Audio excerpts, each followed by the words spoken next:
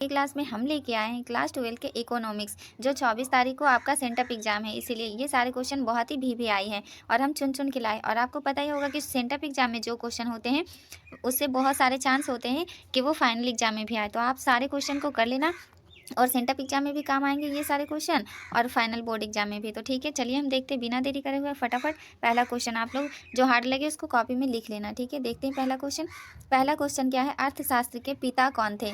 मतलब अर्थशास्त्र के पिता किसको कहा जाता है, ये पूछ रहे हैं। तो यहाँ पे चार ऑप्शन है, आप लोग चारों ऑप्शन पहले एग्जाम में जाना और बढ़िया से पढ़ लेना, और जो राइट आंसर होगा उसी को भरना। ठीक है, लेकिन हम यहाँ पे बस फटाफट राइट आंसर देखेंगे। तो यहाँ पे इसका राइट आंसर क्या हो जाएगा, ऑप्शन बी हो जाएगा, एडम स्मिथ हो जाएगा।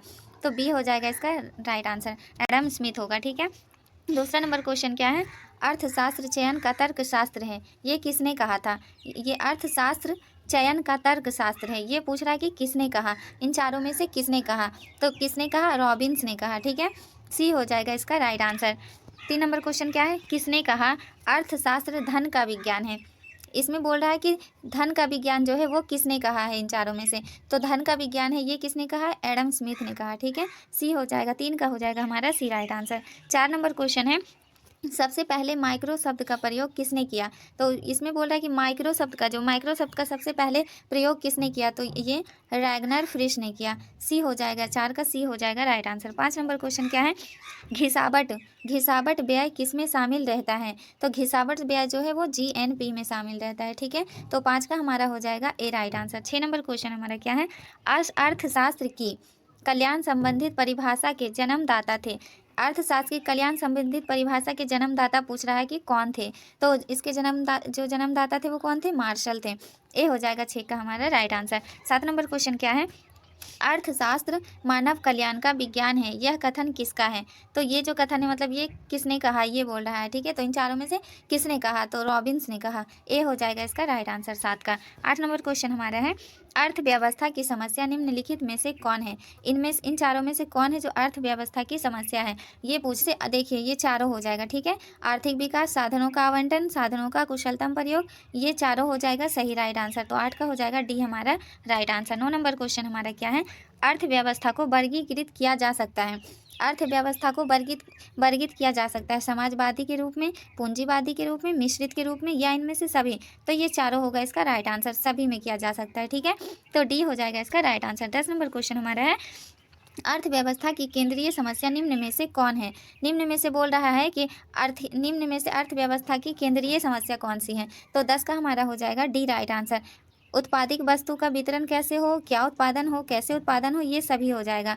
तो हमारा डी हो जाएगा, 10 का हो जाएगा D right answer. 11 number question क्या है, निम्न में किस अर्थव्यवस्था में निजी क्षेत्र एवं सार्वजनिक क्षेत्र सह अस्तित्व होता है? तो ये सह अस्तित्व जो होता है वो कौन सा हो जाता है, मिश्रित अर्थव्यवस्था हो जाता है। ठीक है, ए हो जाएगा इसका राइट आंसर 11 का। 12 नंबर क्वेश्चन क्या है, उत्पादन वक्र ढाल गिरता है, तो ये उत्पादन वक्र का ढाल जो है वो किस ओर गिरता है, ये पूछ रहा है। तो ये ऊपर से नीचे की ओर गिरता है। ठीक है, 12 का हो जाएगा हमारा सी राइट आंसर, ऊपर से नीचे की ओर गिरता है। 13 नंबर क्वेश्चन है, उस वक्र का नाम बताएं जो आर्थिक समस्या दर्शाता है। 13 नंबर बोल रहा है कि उस वक्र का नाम बताएं जो आर्थिक समस्या को दर्शाता है। तो कौन सा दर्शाता है आर्थिक समस्या को, उत्पादन संभावना वक्र। ठीक है, बी हो जाएगा इसका राइट आंसर। 13 का हो जाएगा बी। 14 नंबर क्वेश्चन है, एक समाजवादी अर्थव्यवस्था का मुख्य उद्देश्य क्या होता है? इनमें से मुख्य उद्देश्य क्या होता है, ये पूछ रहा है। तो 14 का हमारा क्या हो जाएगा राइट आंसर, डी हो जाएगा इसका राइट आंसर, अधिकतम लोक कल्याण। अधिकतम लोक कल्याण डी हो जाएगा इसका, 14 का डी हो जाएगा राइट आंसर। 15 नंबर क्वेश्चन क्या है, आर्थिक समस्या उत्पन्न होने के प्रमुख कारण कौन है? इनमें से कौन है आर्थिक समस्या के उत्पन्न होने का मुख्य कारण, ये बोल रहा है। 15 का हो जाएगा असीमित आवश्यकताएं, दुर्लभ साधन, चुनाव की समस्या, या इनमें से सभी। तो ये चारों हो जाएगा। ठीक है, और ये असीमित आवश्यकताएं, दुर्लभ साधन, चुनाव की समस्या और ये इनमें से सभी। तो डी हो जाएगा इसका राइट आंसर, तीनों हो जाएगा। ठीक है, 16 नंबर क्वेश्चन हमारा है, उत्पादन संभावना वक्र का ढाल होता है, तो ऋणात्मक होता है। कौन सा ढाल होता है, ये बोल रहा है। तो ये जो होता है वो ऋणात्मक होता है। 16 का हो जाएगा ए राइट आंसर। 17 नंबर क्वेश्चन हमारा है, अर्थव्यवस्था की केंद्रीय समस्या कौन सी है? इनमें से जो है कौन है अर्थव्यवस्था की केंद्रीय समस्या? तो डी हो जाएगा, क्या उत्पादन हो, कैसे उत्पादन हो, उत्पादित वस्तु का वितरण कैसे हो, ये सभी चारों हो जाएगा इसका राइट आंसर। डी हो जाएगा 17 का राइट आंसर। 18 नंबर क्वेश्चन है, किसने कहा अर्थशास्त्र कभी वास्तविक विज्ञान होता है और कभी आदर्श विज्ञान। 18 नंबर हमारा क्वेश्चन है कि किसने कहा अर्थशास्त्र कभी वास्तविक विज्ञान होता है और कभी आदर्श विज्ञान। तो ये 18 का हमारा राइट आंसर क्या हो जाएगा, ए हो जाएगा। मार्शल ने कहा, ठीक है, तो ए हो जाएगा 18 का हमारा राइट आंसर। 19 नंबर क्वेश्चन है, 19 नंबर क्वेश्चन है, निम्न अर्थशास्त्री में से कौन कल्याणवादी विचारधारा के नहीं है। इनमें से जो बोला है वो कौन कल्याणवादी विचारधारा के नहीं है, तो कौन नहीं है, वो पीगू नहीं है। सी हो जाएगा इसका राइट आंसर। 20 नंबर क्वेश्चन हमारा है, समष्टि अर्थशास्त्र के अध्ययन का विषय है। इनमें से कौन सा है समष्टि अर्थशास्त्र के विषय का अध्ययन, तो ए हो जाएगा राष्ट्रीय आय का सिद्धांत, हमारा हो जाएगा ए राइट आंसर।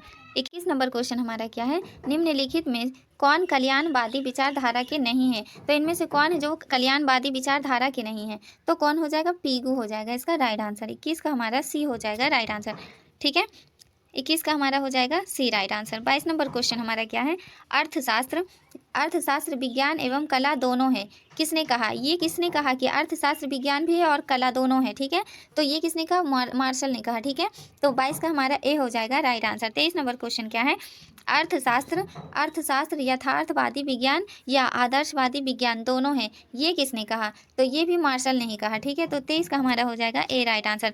24 नंबर क्वेश्चन क्या है, 24 नंबर क्वेश्चन है, अर्थशास्त्र एक वास्तविक विज्ञान है, ये किसने कहा, अर्थशास्त्र एक वास्तविक विज्ञान है, तो ये किसने कहा, रॉबिन्स ने कहा। बी हो जाएगा इसका राइट आंसर, ठीक है, बी हो जाएगा इसका राइट आंसर। 25 नंबर क्वेश्चन क्या है, अर्थशास्त्र उद्देश्यों के बीच तटस्थ है, ये किसने कहा। 25 नंबर है, अर्थशास्त्र उद्देश्यों के बीच तटस्थ है, ये किसने कहा, तो रॉबिन्स ने कहा, ठीक है, 25 का हमारा हो जाएगा B right answer, Robbins. 26 number question हमारा है, आर्थिक क्रिया के प्रकार है, इनमें से कौन है आर्थिक क्रिया के प्रकार, तो आर्थिक क्रिया के प्रकार उत्पादन, उपभोग, विनिमय या इनमें से सभी, तो इसका राइट आंसर हो जाएगा ऑप्शन डी, इनमें से सभी। सत्ता संबंधी विचारधारा है, ये किसने कहा, इन चारों में से किसने कहा, तो 27 का बी हो जाएगा राइट आंसर, रॉबिन्स ने कहा, तो हमारा 27 का बी हो जाएगा राइट आंसर। 28 नंबर क्वेश्चन हमारा है, अंग्रेजी का शब्द मैक्रो ग्रीक शब्द मैक्रोज से लिया गया है, जिसका अर्थ होता है, क्या अर्थ होता है, 28 का हो जाएगा हमारा व्यापक, बी हो जाएगा इसका राइट आंसर, व्यापक होता है।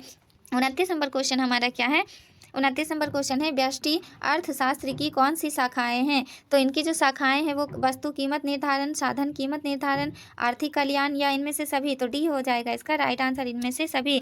वस्तु कीमत निर्धारण भी है, साधन कीमत निर्धारण भी है और आर्थिक कल्याण भी है, तो हमारा इसका 29 का हो जाएगा क्या राइट आंसर, ऑप्शन डी हो जाएगा इसका राइट आंसर।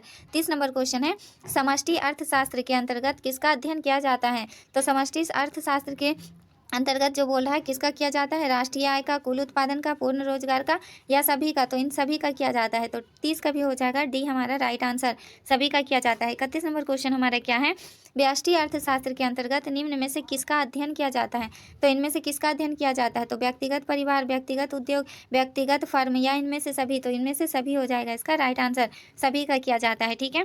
32 नंबर क्वेश्चन हमारा क्या है, आर्थिक क्रियाओं के निम्न में से कौन से प्रकार है, इनमें से कौन प्रकार है आर्थिक क्रियाओं के, ये पूछ रहा है, तो 32 का हमारा डी हो जाएगा, उत्पादन, उपभोग, विनिमय एवं निवेश, ये सभी हो जाएगा इसका राइट आंसर, डी हो जाएगा 32 का हमारा राइट आंसर, ठीक है।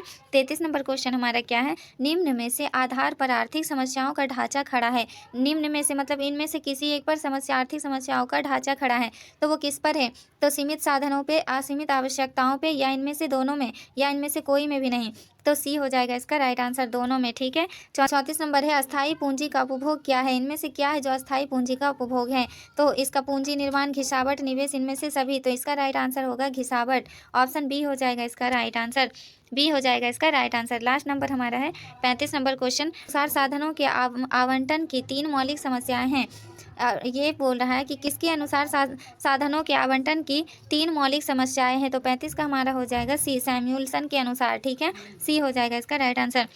तो हमने बहुत ही महत्वपूर्ण क्वेश्चन इस क्लास में करा है, आप लोग सारे क्वेश्चन को रट जाना, और सेंटअप एग्जाम में भी पूछे जाएंगे। सेंटअप एग्जाम है आप लोगों का कब है, 24 को है, ठीक है, 24 नवंबर को है, और उसमें भी पूछे जाएंगे, और जो सेंटअप एग्जाम में होते हैं उनमें बहुत सारे ऐसे क्वेश्चन होते हैं जो फाइनल बोर्ड में पूछे जाते हैं, तो आप लोग सारे रट जाना, ठीक है।